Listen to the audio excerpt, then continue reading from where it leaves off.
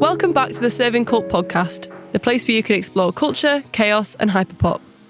Throughout this episode, we will be speaking to Duncan, Milli and Nico from Bimbeaux Collective, who are based in the southeast of England and run DJ events in places such as Folkestone, Brighton and Dover. Expect conversations about wellbeing and self-care and how that all ties in with events and nightlife. So keep listening to learn more about Bimbeaux Collective with me, Anya, and the lovely contributors of this episode. Do you want to all go around and tell me who you are and a bit about what you all do?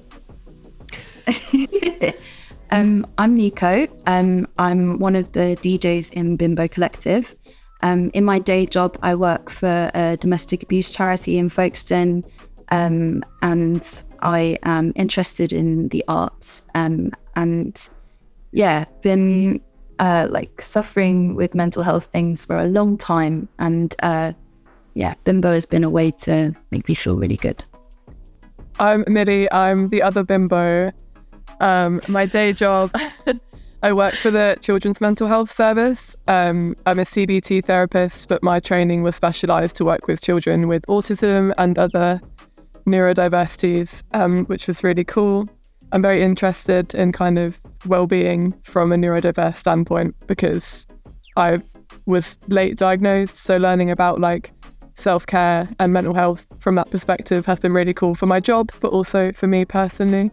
I'm Duncan. I am the Bimbeau's biggest groupie, and on the side of that, that's my main focus. I manage a mental health service, so we're an alternative to A&E. We work with anyone 18 plus, all the way anywhere from anxiety to suicidal ideation, and we're open every day of the year.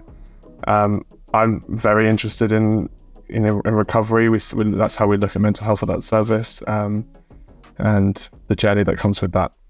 Wow, I can't believe I've met two Bimbeaux and Bimbeau's biggest fan. So yeah. Lovely to meet you all. What do you feel like those who are kind of actively involved in the nightlife scene like yourselves need to prioritise in terms of self-care? I would say quite a lot of it is, if you're someone who is going out to nightlife, to kind of be mindful of your driver for if you're drinking or anything else. Are you going out to drink because you want to have fun and there's good music playing and you want to dance, or are you going out to get drunk for a reason that is maybe avoiding or numbing or an excuse to do something because you're like, oh, if I get really drunk then I can do this thing that's not good for me and I can blame it on being super drunk. I think that's quite a big thing of like, why am I going out? Is it to benefit me, or is it because there's something else maybe that I'm not dealing with?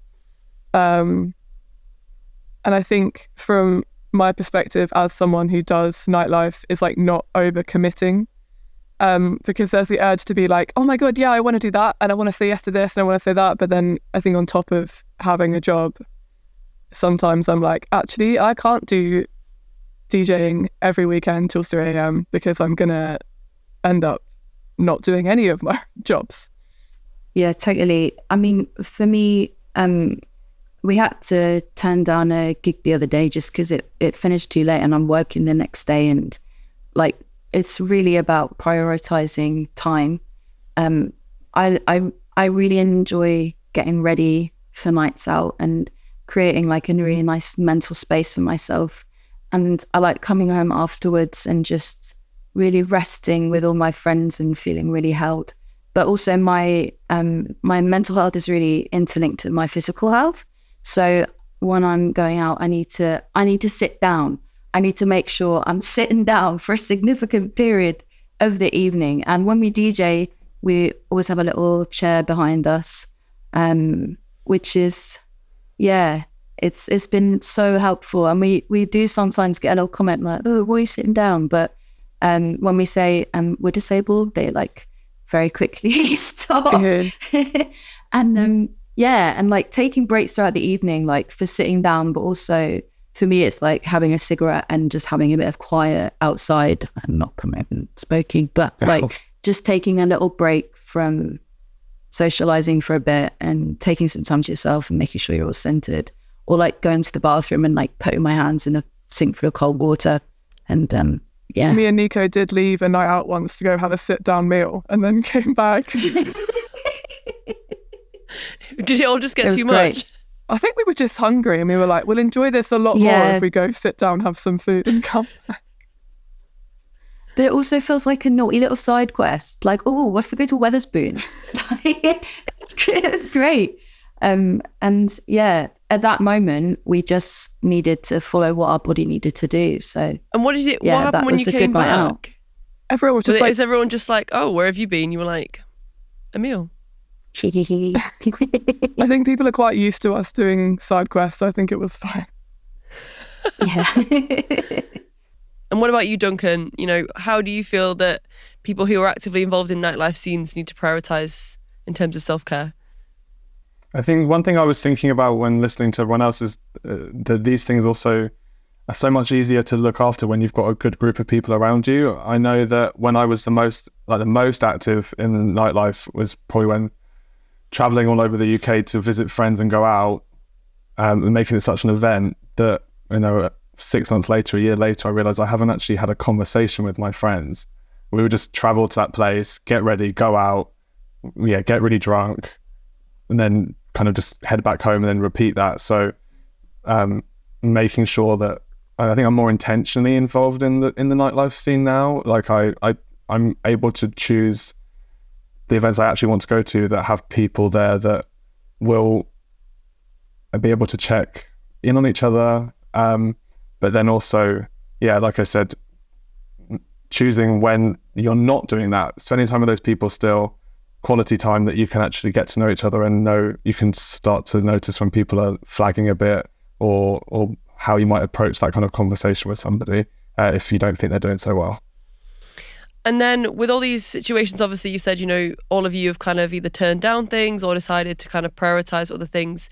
Do you feel guilt when it comes to, you know, not being able to go out and do a thing or turn work down? Or I think I used to be like, oh my God, if I don't go, at some point everyone's going to stop inviting me and then I'm going to have no friends. But I think actually because my friends now, my friendships are secure, and I think we're a lot more open and honest with each other about like, this is going on for me, and we kind of know each other's limits. I think I don't feel as guilty. And also on the flip side, it's like, I know if my friend does come out, it's because they really want to be there and they're up for it and they're not kind of forcing themselves out for, you know, my benefit.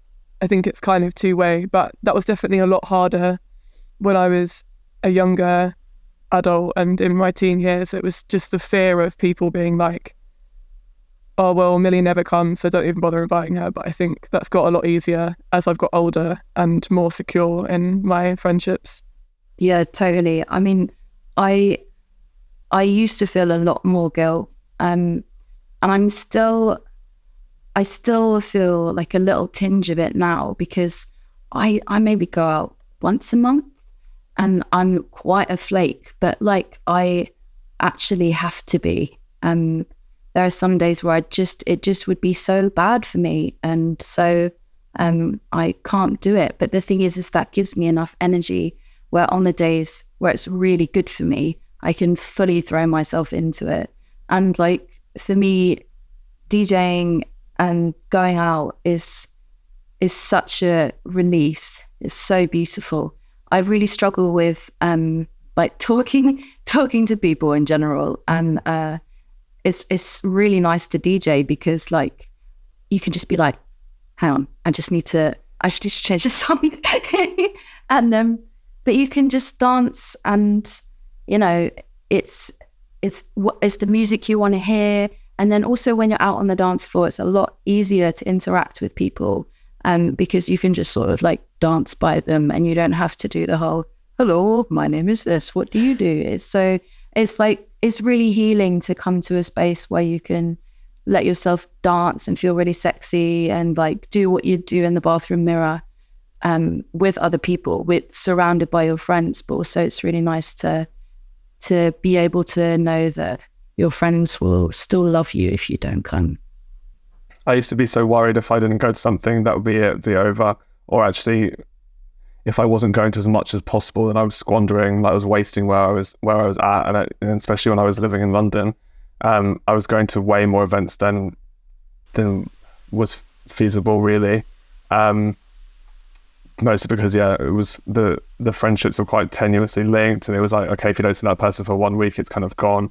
But now, I mean, for example, I wasn't at Brighton Pride. I was just seeing all of my friends that were there, and apart from being jealous, I didn't feel like I wasn't worried about it like I would have been before. I realized it wasn't about the event. I just wanted to spend time with those people, and I knew that would happen again.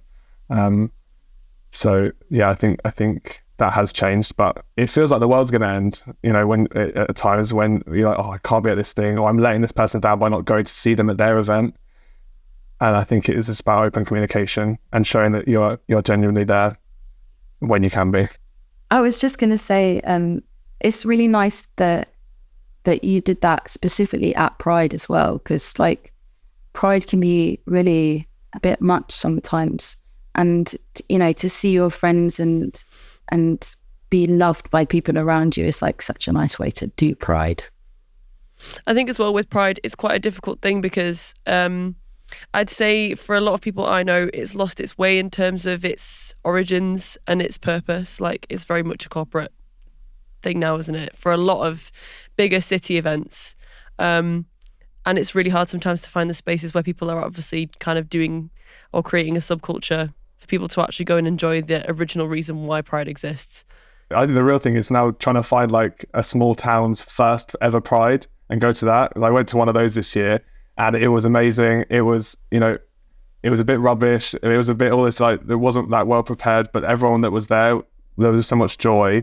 And yeah, it was an amazing atmosphere. It was such a small, like a small event, but it was really brilliant to be there and to see like the people that were playing there were just so genuinely like excited to do that, and to see that was amazing. I really enjoyed doing Folkestone and Dover Pride because they're so small. And like, me and Nico both grew up in Dover. We went to the same school. I came out, like, it's gonna make me sound like a knob, but like I was one of the first people to come out like at our school. And I had such a horrible time, like from like year 9 till year 11. Like, people were like, oh, you shouldn't be allowed in the changing rooms. Like, I didn't go to prom because like some girl was really scary and I didn't want to like go there. And to go from like that to now seeing that Dover's having its 5th Pride this year and we've been asked to play, it's just so nice, because I'm like, Dover really needs this. And when me and Nico have played in Dover before, people have been like, it's so nice that there's queer nights now, because it was never a thing. Dover's such a, I mean, I'm wearing a Dover athletic shirt, but Dover is such a small town, and my experience when I was younger of being queer there was really not nice. Yeah, I was gonna say exactly the same thing about Dover Pride. Like, I remember you coming out, Mel. You were genuinely like the only non-straight person in our year at the time, apart from one or two others, and you got absolutely slated.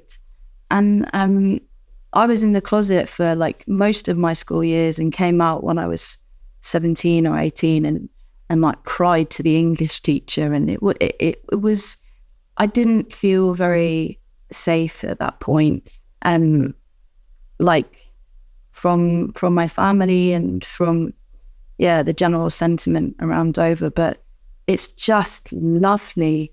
Like, I see queer people come into the Pride events that we put on, and like I've seen them walking down the street my whole life in Dover, and now I'm like, oh yay, we get to actually be a proper community. We're not all just isolated queer people anymore, just like hanging around trying to survive in a really homophobic place. We're like, we can do it together.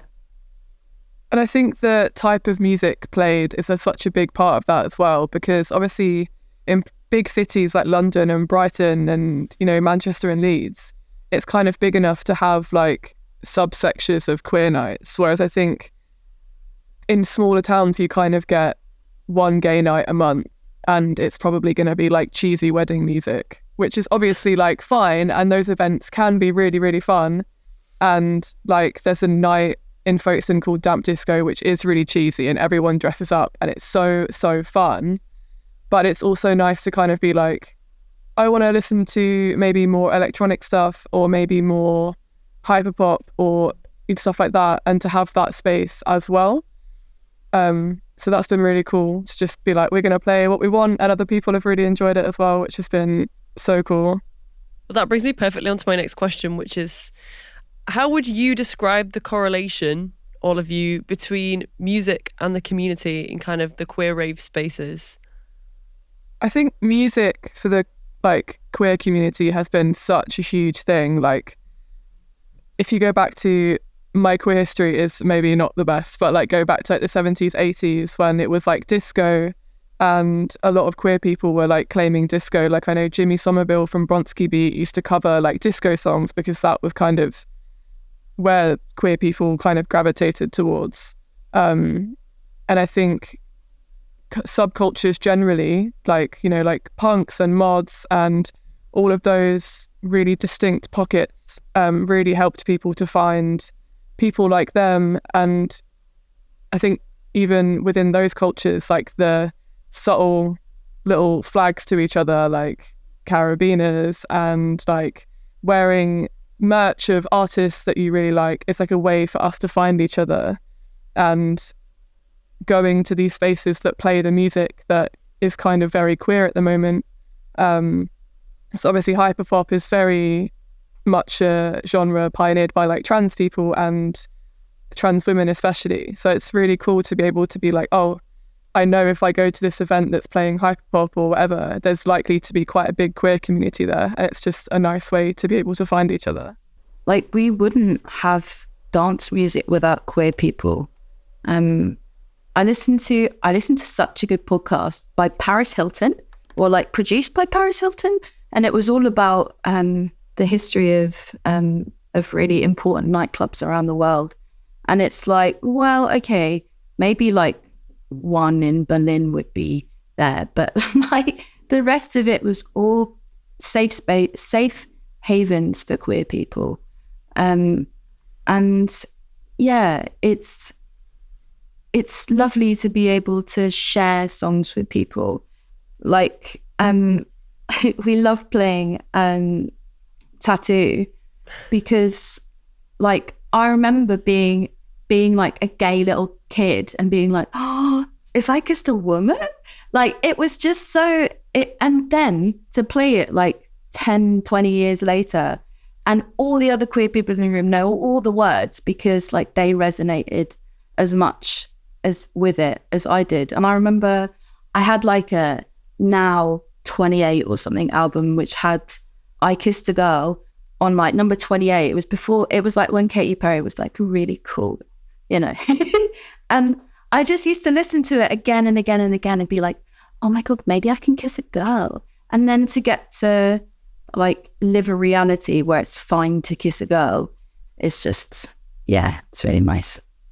I think that the humour that comes along with a lot of the music that we're hearing in queer spaces at the moment, I think is just kind of a breath of fresh air. I think especially the area that we all live in, if we're to think of like the alternative, which is kind of like the super clubs, like the 3-story clubs and stuff like that, there's no personality to what the music that's being played.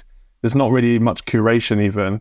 I think to go to a place where it's really clear that whoever's put this set together has put a lot of time and effort in, and you know, you can almost tell the difference just from hearing the songs that are being played, who's doing that, you know, with different DJs. And I think being able to walk into a place and just point to the person that's behind the decks and like have that moment of connection, and go and dance, you know, with them, and also to see how much people appreciate you going and turning up, especially, you know, in where we are.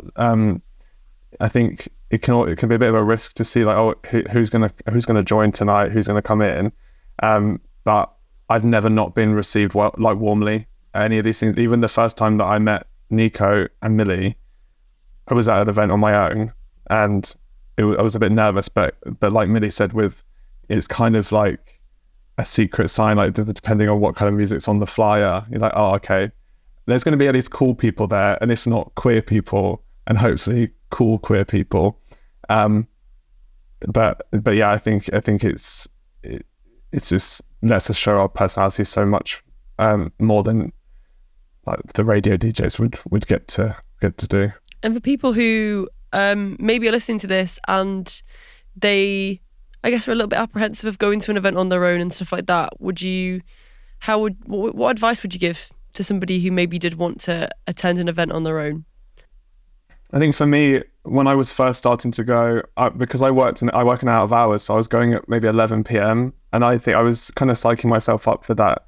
I was like, well, I'm not drunk, but no one else is going to know that, because either they're at the end of their night or they're sober as well. But when I was going to events all the way through, certainly telling myself, right, I'll be there for 15 minutes, I'll be there for half an hour, and then I can go. I never did. There was always somebody that comes up and speaks to you, or especially because we've had like nights that are specifically for neurodiverse people.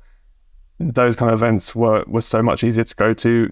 I felt a lot safer there, and also I could just dance on my own. No one was going to bother me if I don't want to do that. But yeah, definitely just like not being too harsh on yourself if you do decide to go. It's not that big of an issue at the end of the day, but I think just try as much as you can. And especially, if you go to this kind of events put on by the same kind of people, it's a matter of time before you become very close friends with them, and then you don't have to go anywhere on your own.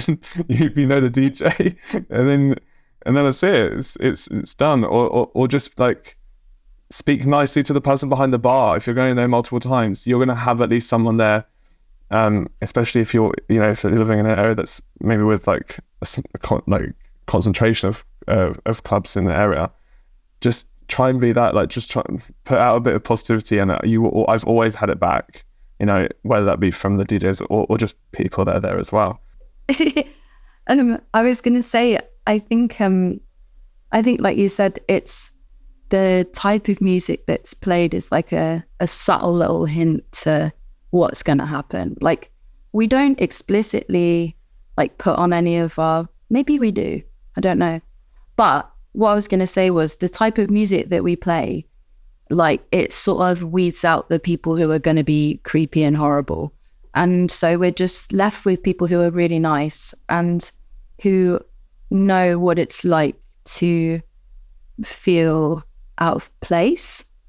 And like, they will, I know that all of my friends who come to Bimbeaux, I know that any of them would see someone alone in a room and like smile at them or go up and dance with them, or it's about finding the right people and finding the right space. Yeah, because I went to university in Sheffield, and then I moved to Brighton, and then I moved back to Folkestone 2 years ago, and I didn't really know anyone, because kind of my people I was friends with at school, because me and Nico were in the same form for like most of school but just didn't speak. Most of the people that I was friends with, no one wants to come back to Dover because it's not a lot going on. It's not culturally very nice. I think it's on the up though, so go Dover. There's definitely more going on than there was when I was younger. The friends I've made in Folkestone has been through doing Bimbeaux and networking that way. Like, one of the people who does the other queer night in Folkestone is so lovely and asked us to DJ her wedding, which was just like the best thing ever. And that was literally, we had just met through the Folkestone Nightlife, and that was so nice. It's like a nice little group of us now that all like go out together. We know some of the bouncers, some of the bar staff. I think that is because our town is so small, but it has been nice. But also, I think, like, in a lot of places, it's you can find other people who gel with you. Like, even if you're in London, you can still find that little pocket of people who are like you. And also, I was just thinking about what you said, Duncan, about like the coolness. We call ourselves like anti-cool, because when I've been to clubs in London and elsewhere, like, I feel like it's all about the way you present yourselves. And like, you can't look like you're like enjoying yourself in an ugly way. Do you know what I mean? you can't be like air singing, because people be like, well, maybe you can. But I mean, it's, for us, it's about, I don't like the idea of like cool, because to me, it feels like very cut off. It feels like you're aloof from somebody. And like, I think what is really cool is to be nice. So like our version of cool is just like being a good person. And so, yeah, we really foster that at our events, and you can come in anything. My friend often comes in a bum bag. She absolutely, she dances like an angel. That makes it sound like she just comes in a bum bag and nothing just comes in a bum bag. Yeah. It's kind of serious. Yeah. Yeah, she does come in other things too, but yeah, the bum bag is the highlight. The top piece, the most important part of the outfit. Absolutely, it's fundamental. Before we carry on, would it be okay if you could give us kind of a little bit of a background of Bimbeaux Collective, just for people who are listening, because I'm very aware that it's a huge part of like this episode, and I've actually not asked you that. So do you want to kind of give, I don't know, a little bit of a perspective of what it's like to go to one, and your events, but then also kind of why you started it, just any kind of context? The way it started was, so me and Nico, before we did Bimbeaux, did some other community events just to try and get queer people out the house and meeting each other. And then I think we were driving around in Nico's car listening to like Kim Petras and Charlie, and we were like, oh, this is so fun. I wish there was an event in Folkestone that did this. And then we were like, we could do it. And I think it's so important to be delusional enough to think that you can carry off an event, because you like definitely can. And so Nico used to curate for Creative Folkestone, so booked us to play, which was a bonus.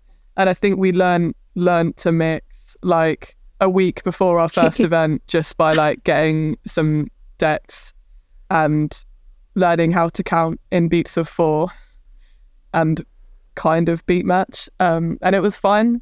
And then we just kind of worked with the other queer night, Damn Disco, in our hometown, who have been so fun to work with. Like, their events are so like camp, and everyone like really shows up and really goes for it. Like, they have a theme every time, and people will like hand make outfits. So they were really fun to work with, and then it's just kind of snowballed, and people keep asking us to do stuff, which is really, really fun, because I always worry that at some point people are going to stop asking us to do stuff, but they haven't yet. So that's really cool. It was just like, hang on, maybe we could do it as well. And we are like not the world's best DJs, but the thing is that our nights really pop every single time. Like, we don't have to be the world's best DJs. We're pretty good, but like it's really about everything that we do in Bimbeaux. So, the space that we create, the way we like decorate the space, we had big birthday balloons for our birthday, and it's just really silly. It's really silly, but people enjoy being silly, because like, if you go to, no offense, like some straight white man's night, you're just going to be like bopping along doing nothing. But like, no, actually, I want someone to sit on a cake. Like, that's what I want to happen at Bimbeaux. Who would do that? Who would even do that? Do you want to sit on a cake? I did sit on a cake. Number one fan. For the birthday. Yeah. They did. Yeah. They were just about to serve it. No, I was like, oh, I'll do it if no one else does it. And they're like, well, no one else is going to do it, so you're going to do it. And those trousers still, this is months ago, they still smell like cake, like rotten milk. So I do it for the fandom. But when we do it for the visuals, the party bags, the storyline, the stickers, it's all of it. It's giving main character, to be fair. That's the thing. I'm stepping into like accepting that I am possibly the main character of my own life, so I have to do some wild stuff. And I think out of the three of us, I maybe have I can be like delusionally confident for the longest time, and that's still like less than a minute. But I'll just do the weird stuff, like, or if we set up, if I'm helping them set up, by which I mean I'm standing there. I'll be the one in the middle, be like, oh, they've not done this properly. Can you go tell them? I'm like, yeah. It was like, we're here. We're trying to be zen to getting ready. And I'm just, yeah. So we expect shenanigans, like visuals off the chat. Like that's something after this Pride, the text came up to us and they were like, we really enjoyed the visuals that you had going on behind you. And I was just more upset that we couldn't watch them from the stage because we put a lot of effort into that. But yeah, it's a lot of fun. I just think it's so unserious. Like the visuals we had was like clips of Trisha Paytas, clips of, oh my God, what's the lady's name from where she's like, these gays, they're trying to murder me.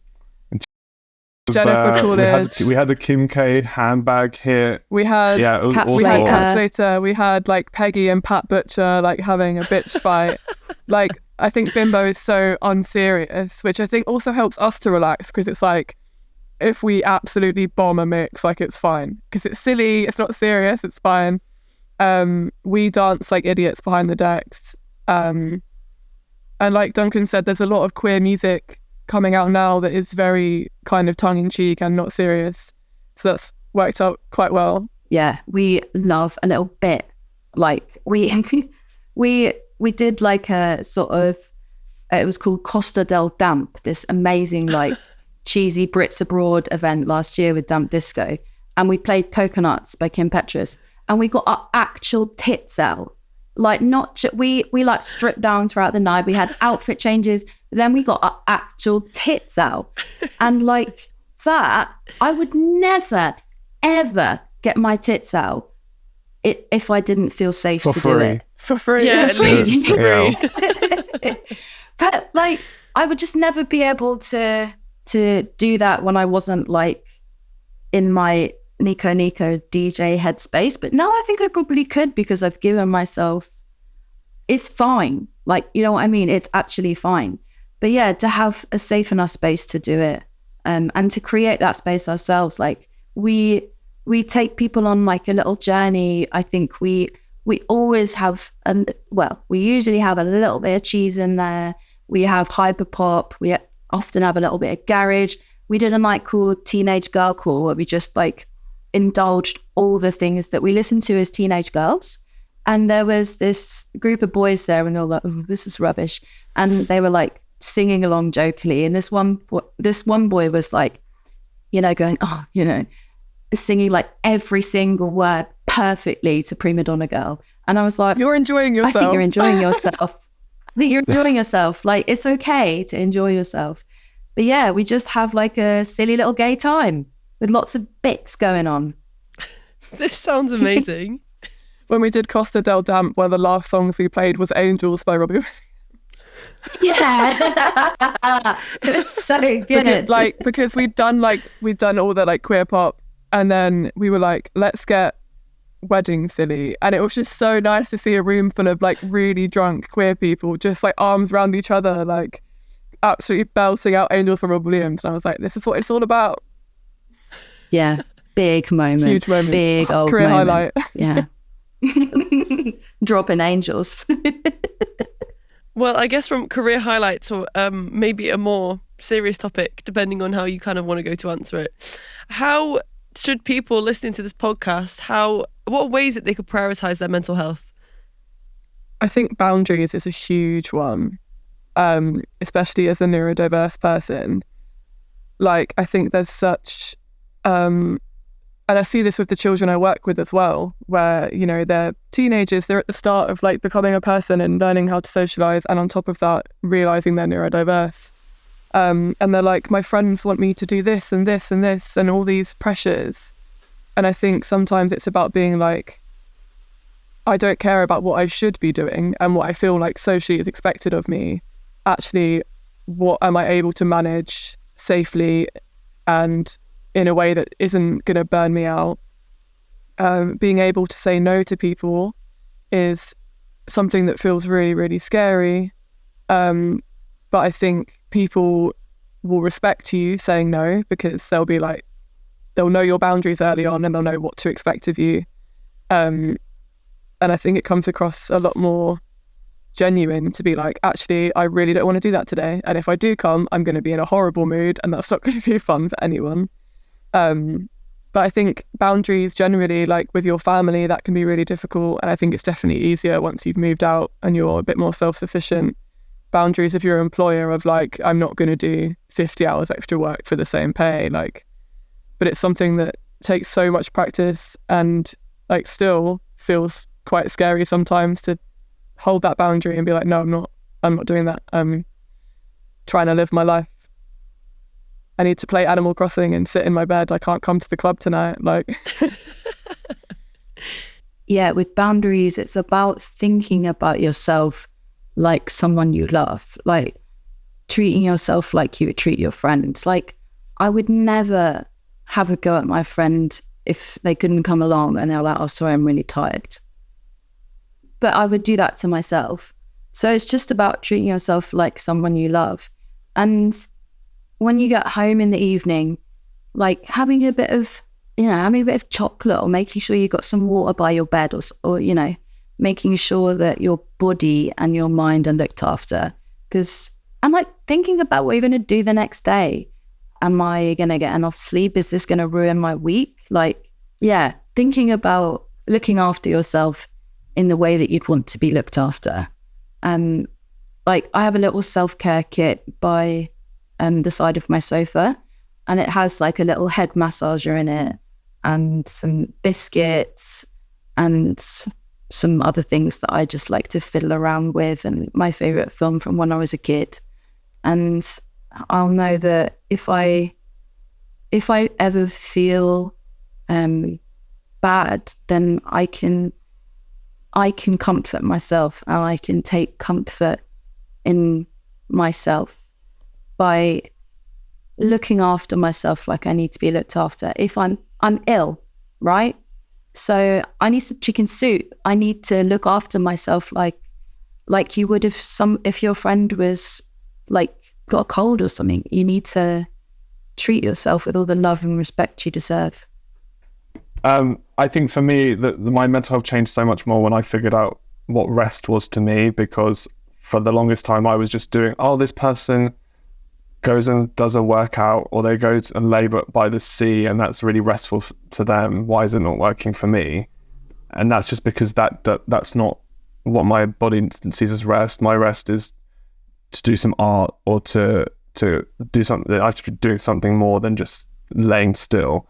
But certainly just taking some time to like research what's going on for you, like just be aware of like, I'm being out this much and how that's making me feel, not necessarily looking to change it straight away, because that certainly hasn't happened for me. I'm still doing things that are not necessarily great for my mental health, a lot less than I was before. But it does start with just noticing, be it going out 3 days in a row, that's not so that I don't feel so great on the fourth day, or spending time with these people, I don't feel restored. I feel like drained afterwards.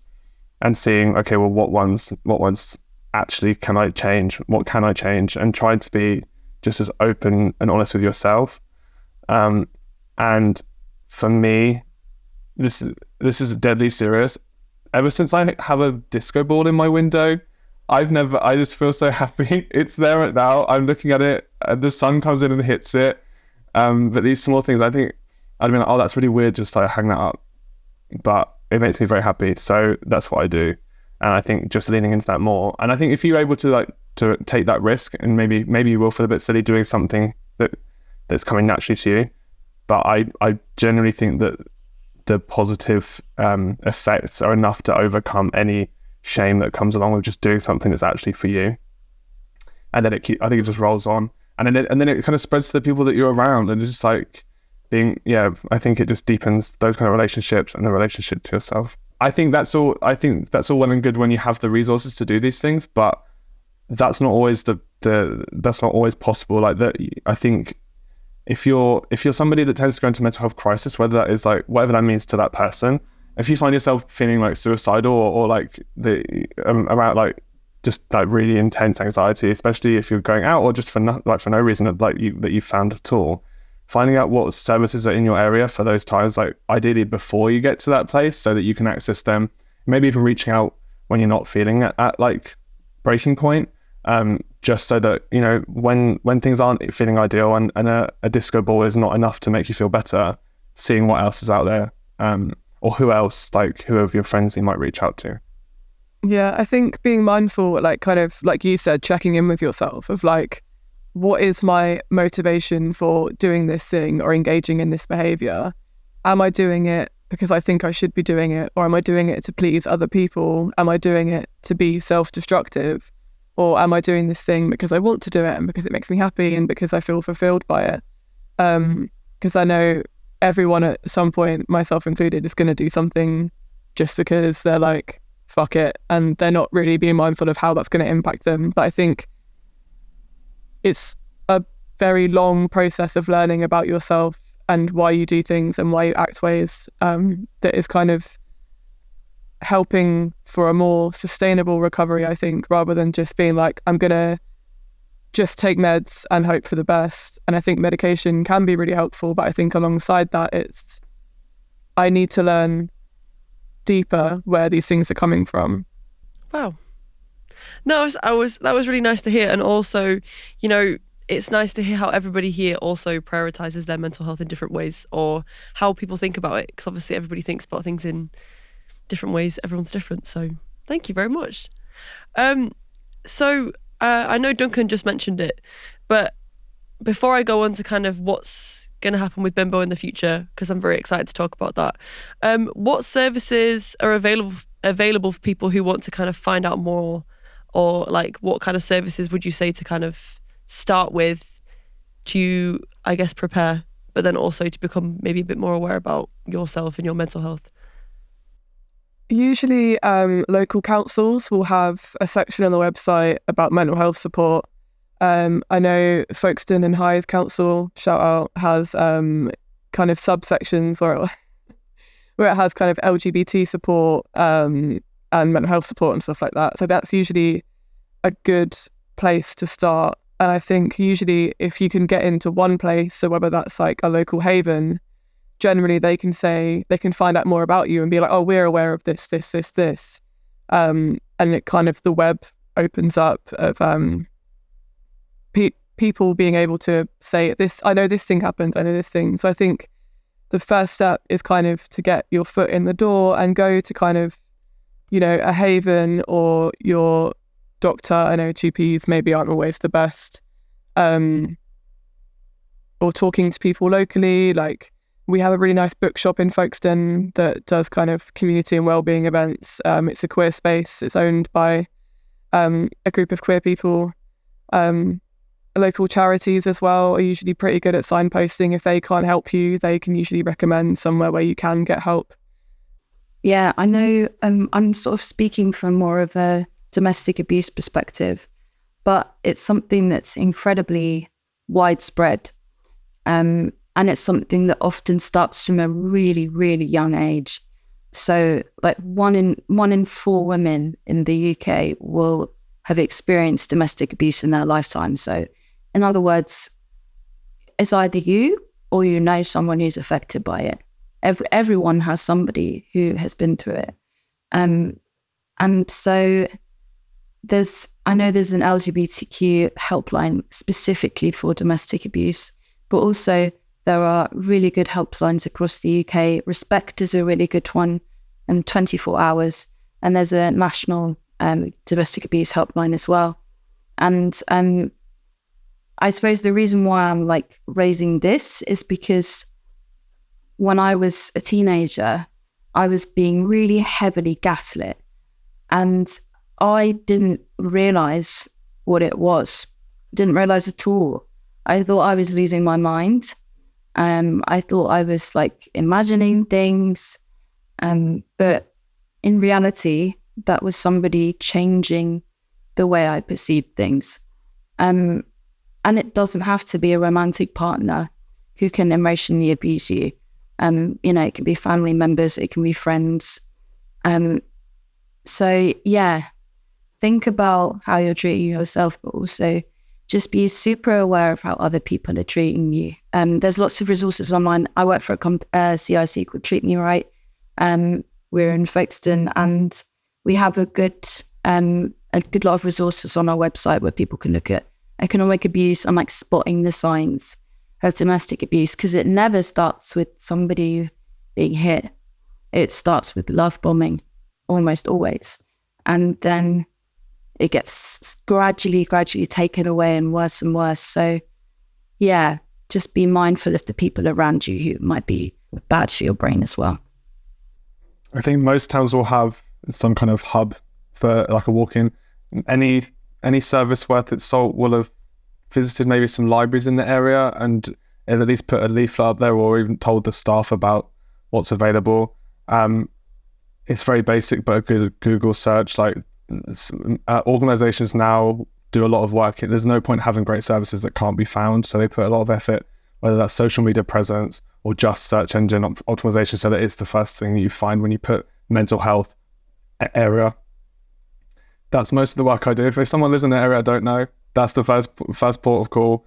And I think if you can find a service that you feel comfortable with, even just accessing them for support with signposting, I think most people would be happy to have a look, whether that is, if you're having support with one thing, whether that's, even if you're like going to Citizens Advice for something, or if you're at just any kind of service that you feel comfortable with, they'll have knowledge of the local area, but they'll also, I think, be happy to refer out or signpost to a service that's more appropriate for people. Especially if you're a queer person or a person of other marginalised identity, I think trying to be present in some kind of community is so important, because a lot of queer people will have, to an extent, a shared experience, and will have been through, mental health struggles or crisis, because sadly that is kind of part of being queer. So I think, if you're not at the point where you're able to go to a service and ask for help, or I know a lot of people have had really poor experiences trying to get help from services, I think being part of a community, if that's something that you're able to do and is available, I think is so important for wellbeing generally, because there's going to be people, even if, everyone's experience is very different, but there might be an element of it that's shared. And they might be able to recommend something that's worked for them if they've, also had a bad experience with services, because I'm aware that not all services do give people the best experience. And there's things kind of like co-counselling and wellbeing events done by the community, which I think can be really, really beneficial as well. What's kind of going on with Bimbeaux Collective? What can we expect from, sitting on cakes to Trisha Paytas memes? Like, what is going to be going on for you guys in like the near future? We've been asked to DJ in Brighton, which I'm very scared about, because we're breaking out of our little small town. But yeah, I think it would be really nice to kind of go to other cities and do some DJing. Duncan's going to learn to DJ. He's going to be Bimbo number 3. Yeah. I don't know, I think usually the summer, the Pride season is very busy for us. So I'm kind of not mad if we have a bit of a chiller time over winter. Yeah, we have some really nice things coming up in the summer. We're working with Dump Disco again soon, which should be really fun. We have T-shirts if anyone wants to buy them. They say, I got my pussy popped at Bimbo and all I got was this lousy T-shirt. So contact us if you want to buy one, because we've got loads that we need to sell. And yeah, we like to do a mixture of like plan things in advance and sort of smaller things. So just keep an eye out and we will be there. We do some individual things sometimes. Like I do an emo alternative night with my friend Mia, which is really, really fun. It's one of my favourite nights ever, because everyone just sings their little hearts out. And I feel like the men that come to emo night like really need it. And they're singing their little hearts out, and I'm like, I feel like you really needed to scream "I'm Not Okay" by MCR, and I'm glad you came here and I'm glad you did that. Thank you for coming along with us to discover all things nightlife and self-care. We hope you enjoyed the episode. If you want to learn more, you can find all of our social media at ServingKult on all platforms. There will also be extra interview content and behind the scenes. If you want to hear some of the music referenced in our podcast, check out the ServingKult radio show. And tune in next month to hear all about VJ, photography, and capturing nightlife through the lens. See you soon.